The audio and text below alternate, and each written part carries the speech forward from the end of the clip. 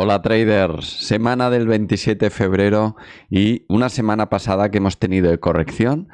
De momento continúan esas correcciones, sobre todo en Estados Unidos, en divisas, también en Forex y en materias primas, a la espera de la brújula que la Fed nos pueda marcar en próximas semanas, ¿no? No se reúnen de nuevo hasta finales de marzo y el mercado está un poco perdido tras los datos de inflación y los buenos datos macro que llegan de Estados Unidos, malos datos de inflación.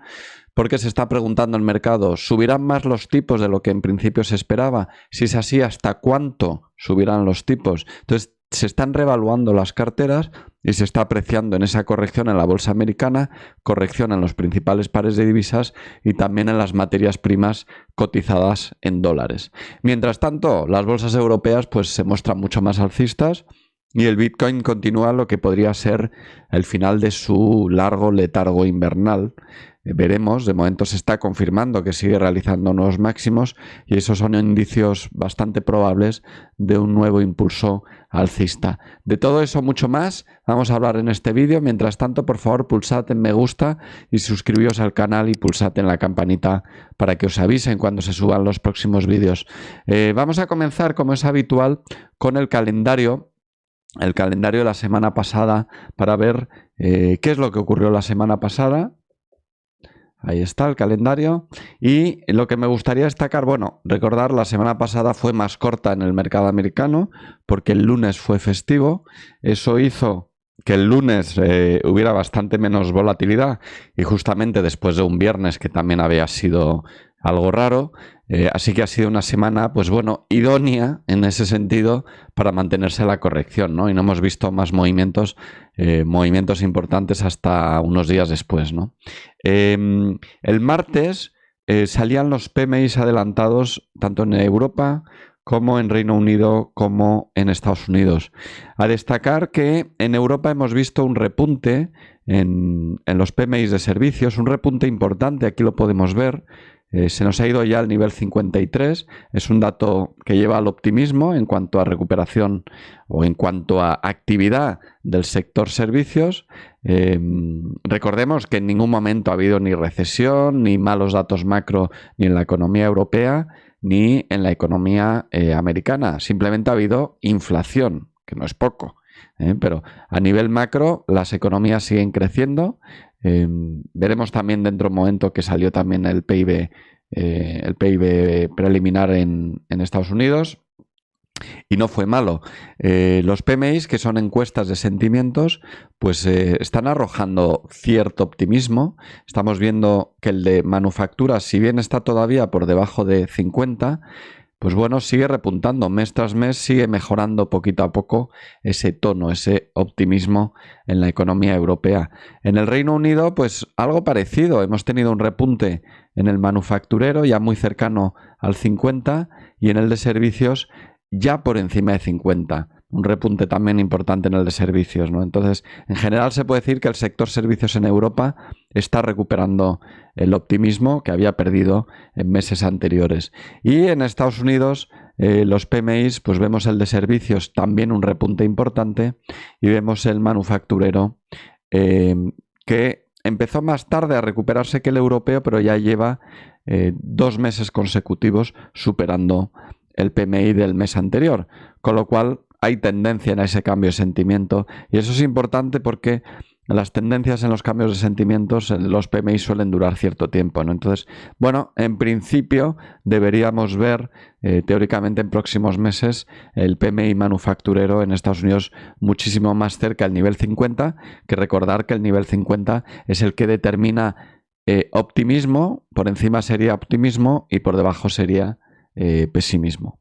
Bien, vámonos con el miércoles. El miércoles el dato más importante que salió fue la publicación de las actas de la Fed, las actas de la anterior reunión de la Fed, que fue anterior a la publicación o por lo menos difusión del dato de inflación en Estados Unidos, y no nos apunta mucha información. Lo que se puede leer de esas actas es que al menos 2 miembros querían subir los tipos de interés en vez de 0,25, pues 50 puntos básicos. Finalmente no se aprobó y, como todos sabéis, se aprobó 25 puntos básicos, es decir, 0,25%. Y no hay mucho más al respecto, es decir, vamos a tener que esperar más tiempo, por lo menos, como decía antes, hasta finales del mes de marzo, para ver cuál es el sentimiento de la Fed respecto a esta inflación excesivamente alta en Estados Unidos, sobre todo en términos de inflación subyacente que está creciendo, porque todo apunta, y el mercado así lo está descontando ya en las valoraciones y en los gráficos, pues eso, que va a haber una subida de tipos en vez de 25%, que fue la última, y otro, perdón, 0,25%, que fue la última, y otro 0,25%, que sería en teoría la siguiente.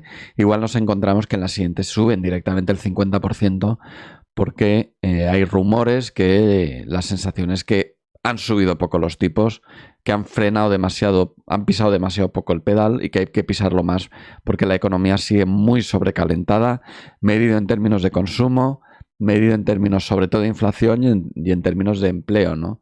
Empleo que está en niveles históricos y que está generando inflación de costes. Vámonos con el jueves. El jueves fue festivo en Japón, el Día del Emperador, si no recuerdo mal. Y luego tuvimos el IPC final. Ya habíamos visto el flash, el adelantado, hace poco. Sin embargo, se publicó el final y bueno, no hay grandes sorpresas. Básicamente más o menos décima arriba, décima abajo, pero más o menos según se esperaba. Es decir, la inflación total en Europa sigue bajando, todavía en niveles altísimos, 8,6, sigue bajando, se ve esa tendencia a ir disminuyendo el índice de la inflación. Sin embargo, la subyacente, y esta es la mala noticia, sigue subiendo. El mes ha sido peor que el mes anterior, es decir, está subiendo la inflación subyacente en un momento en el que la inflación principal pues está bajando, ¿no? Y eso es malo porque eso va a marcar el nivel de suelo en el que nos vamos a encontrar con la inflación, ¿no? De momento no hay grandes declaraciones al respecto del Banco Central Europeo, más allá de las que ya hemos comentado semanas anteriores, en el sentido de que, que harán todo lo posible para controlar la inflación, pero bueno, se está percibiendo en estos últimos años que, si bien en 2007, 2008, si subía un poquito la inflación del 2%, la subida de tipos que se provocaban eran fuertes, muy fuertes, pero hoy en día vivimos en un mundo totalmente diferente en el que se inyecta muchísimo dinero, se mantiene al paciente a base de drogas, a base de medicamento, a base de inyección de liquidez, y cuesta muchísimo retirar esas inyecciones de liquidez porque se provocaría una fuerte recesión, ¿no? Entonces, los bancos centrales lo van retirando poquito a poquito, y todo parece indicar que en Europa de momento seguirá retirándose poquito a poquito esa liquidez, ¿no? Que ese es el plan que mantienen. Bien, en Europa, en Estados Unidos salió el PIB preliminar, como decía antes, aquí lo tenemos. Se esperaba el 2,9, ha sido el 2,7, ligeramente más bajo, pero todavía en niveles pues bastante razonables, ¿no? Fue el trimestral, el del último trimestre, y este dato es el anualizado. Vámonos con el viernes. El viernes se esperan todavía una serie de datos en Estados Unidos, pero yo creo que vámonos directamente mejor a esta semana. Una semana en la que no hay muchos datos, pero algunos de ellos tienen cierto interés. Por ejemplo, en Estados Unidos el lunes salen los datos de viviendas pendientes de venta en cartera. Eso saldrá hacia las 4 hora española. El martes sale el IPC adelantado de España, dato interesante sobre todo para los que vivimos en España, porque realmente el peso de la economía española en la europea es una de las economías más importantes, pero en comparación con Francia y Alemania, pues influye poco, ¿no? Entonces, se espera ese flash, ese adelantado del PIB español hacia las 9 del martes, y ya vimos en el mes pasado que se provocó, si bien había caído muy rápidamente inicialmente, encontramos una parada. y está por ver pues si esa parada este mes continúa o continúa cayendo, ¿no? Probablemente, y teniendo en cuenta cómo se ha estado comportando la inflación subyacente, lo más probable es que nos encontremos también con una parada y con un suelo en los niveles de inflación, ¿no? Todavía en niveles demasiado altos. ¿Qué más tenemos? El miércoles. El miércoles salen los PMIs definitivos. No hay mucho que añadir porque lo interesante son los adelantados que han salido la semana pasada y que acabo de comentar. Y vámonos con el jueves directamente. Datos de empleo para España. Salen los datos de empleo para España. Vamos a ver, pero se espera que vayan un poco en la misma línea que el resto de Europa, y es en el sentido de que, bueno, el empleo está aguantando bien, ¿no? Esta situación. El IPC en Europa, pero el IPC del siguiente periodo y el estimado, ¿vale? Muy importante, todo lo que sea publicación de datos de IPC, ya sea estimaciones, flash, o los definitivos, pues son muy importantes, especialmente los adelantados, ¿no? Como es este caso. Vamos a ver, lo ya he comentado, a ver si continúa hacia abajo o empieza a frenarse en su caída. Y el viernes pues no hay mucha más cosa que reseñar. Yo creo que lo interesante es que vayamos ya directamente a los gráficos, empezando con los índices, concretamente con el SP500, con Estados Unidos, porque, bien, ahí vemos cómo se quedó parado y en los últimos días, concretamente el martes de la semana pasada, sí realizó un cierto movimiento bajista, pero que no invalida la hipótesis alcista todavía. Vemos que incluso todavía se está respetando, la directriz alcista. Y un detalle en el que nos podemos fijar si somos un poco observadores es estas dos velas de las sesiones del martes y del miércoles y el jueves, que son dos velas alcistas. Son dos velas alcistas de corto plazo, es verdad que de corto plazo, son patrones de corto plazo, pero teniendo en cuenta que se está respetando la tendencia alcista, que sigue vigente la tendencia alcista y que aquí le costó caer, para mí sigue habiendo cierta hambre alcista en este índice. Y teniendo en cuenta que las bolsas europeas siguen subiendo, pues no me extrañaría que el sesgo alcista continuase y en algún momento pudiese haber un ataque a máximos. Es decir, para mí esto no es más que una consolidación, una posterior corrección con cierta hambre alcista, sigue vigente la hipótesis alcista y sigue respetándose la directriz alcista, con lo cual en próximas horas o días veremos si se produce un nuevo ataque a máximos.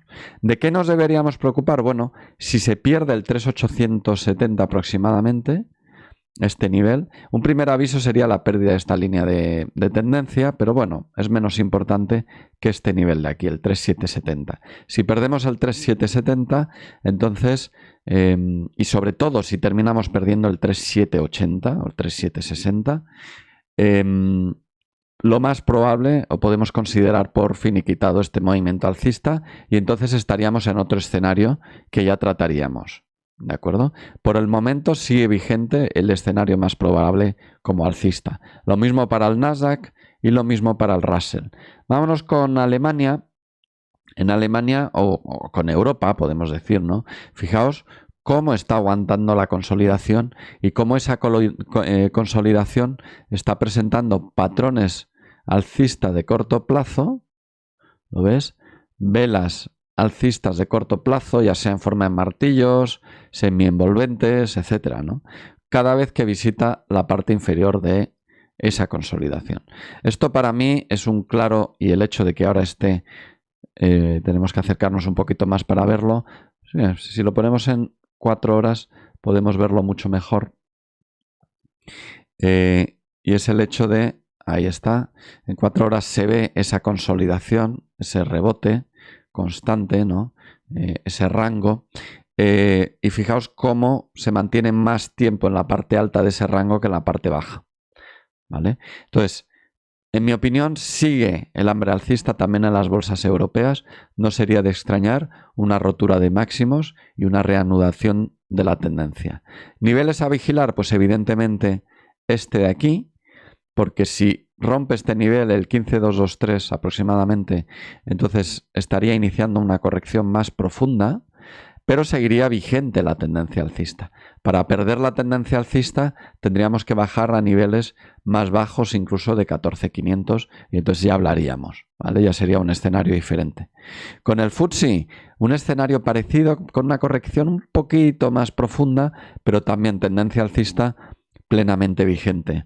El IBEX 35... Vamos a acercarnos un poquito. De nuevo, parecido al FTSE, pero fijaos cómo las dos últimas sesiones se muestra bastante más alcista y, bueno, plenamente vigente esta tendencia alcista, ¿de acuerdo? De hecho, esta corrección puede estar dando oportunidad a todos aquellos que quieran posicionarse largos en el IBEX 35.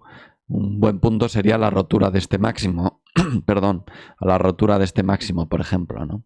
Si nos vamos con Asia, Japón sigue en lateral, un poquito más de volatilidad en las últimas sesiones.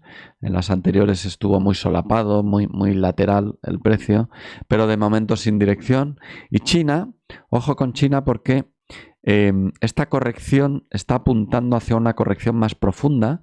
En la última sesión prácticamente, todavía sin confirmación, pero prácticamente ha roto el mínimo anterior y muy cerca a un nivel de confluencia de niveles FIBO, que son el 38% de toda esta subida y el 50% de toda esta subida. Eso es esta zona de confluencia que he señalado aquí en gris y en la que está muy próxima. En mi opinión, si pierde este nivel, podríamos dar por finiquitado todo este movimiento alcista. Por lo menos sería un aviso bastante serio de que todo este movimiento alcista podría estar fallando. Vámonos con Australia, que últimamente también lo estoy incluyendo en el análisis. Movimientos muy en zigzag, como suele realizar este índice, y está en una corrección tras haber tocado un máximo muy importante y de momento no ha finalizado esta corrección.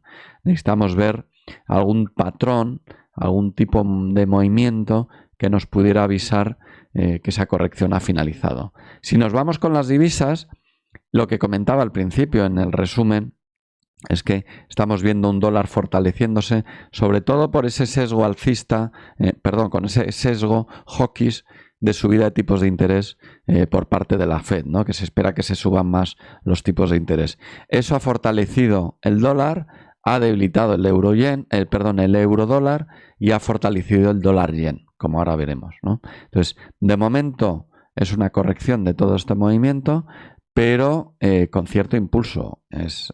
Se ve cierto sesgo alcista en el número de velas alcistas respecto a bajistas y también en el momentum que está lo arriba que cierran las velas, ¿no?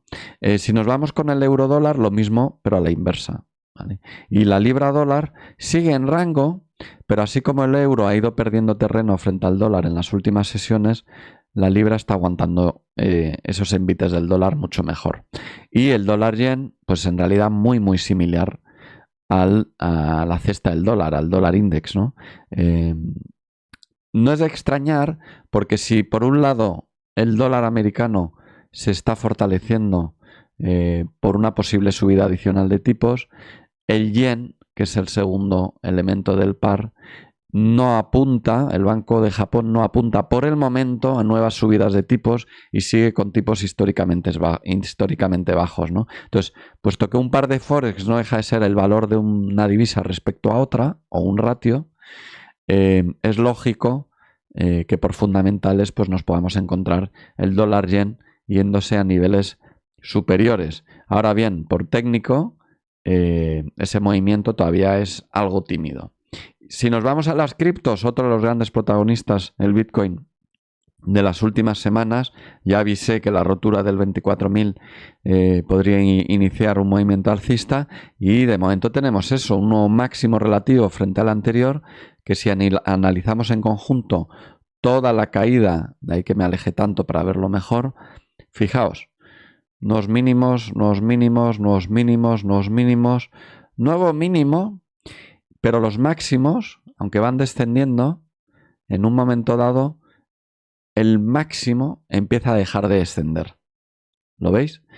Eso es una señal de que posiblemente este movimiento haya finalizado, ¿vale? O por lo menos en una que podríamos encontrarnos con un rally alcista, con cierto rally alcista en el Bitcoin, ¿no? Eso sí, muchísima precaución. Sabéis que es un activo muy volátil. En pocos días es capaz de subir un 40 y tantos % o bajar un 40 y tantos %. Por lo tanto, la exposición de nuestro riesgo a este tipo de activos tan volátiles debe ser muy, muy inferior a la de cualquiera de los otros activos que hemos visto, índices, divisas o materias primas.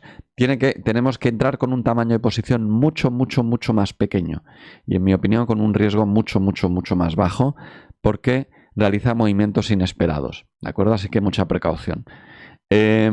Materias primas, pues el crudo sigue en lateral, totalmente en lateral, sin novedades. Gas natural continúa el movimiento bajista con una leve corrección alcista, pero sigue muy bajista.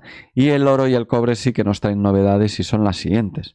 Y es que, puesto que el dólar sigue, que es en lo que se valora la onza de oro, sigue ganando cierta fortaleza, esa correlación inversa que tienen el oro y el dólar provoca que se produzca esta corrección que está ganando en profundidad poco a poco y que en estos momentos es ya del 61.8 de toda esta subida anterior.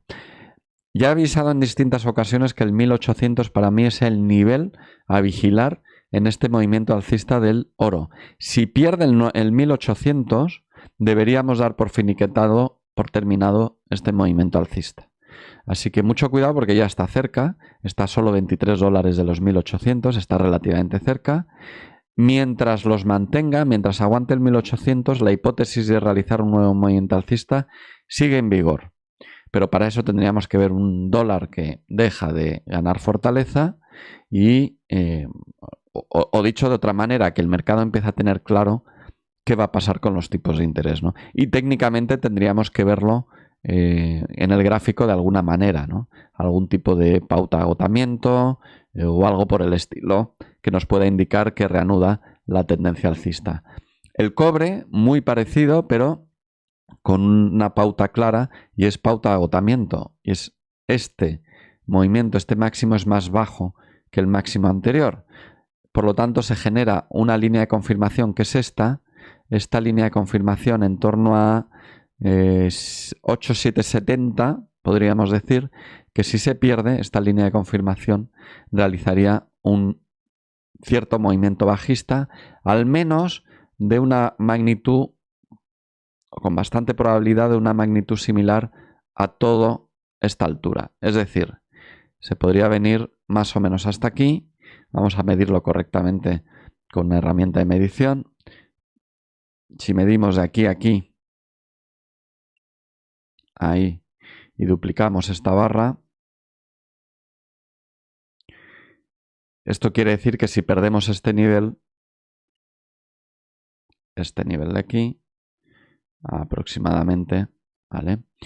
El 8000 sería un objetivo bastante probable que además, como veis, coincide con este soporte anterior, ¿vale? Entonces, mucha precaución. De momento sigue el sesgo alcista en los índices, especialmente en las bolsas europeas.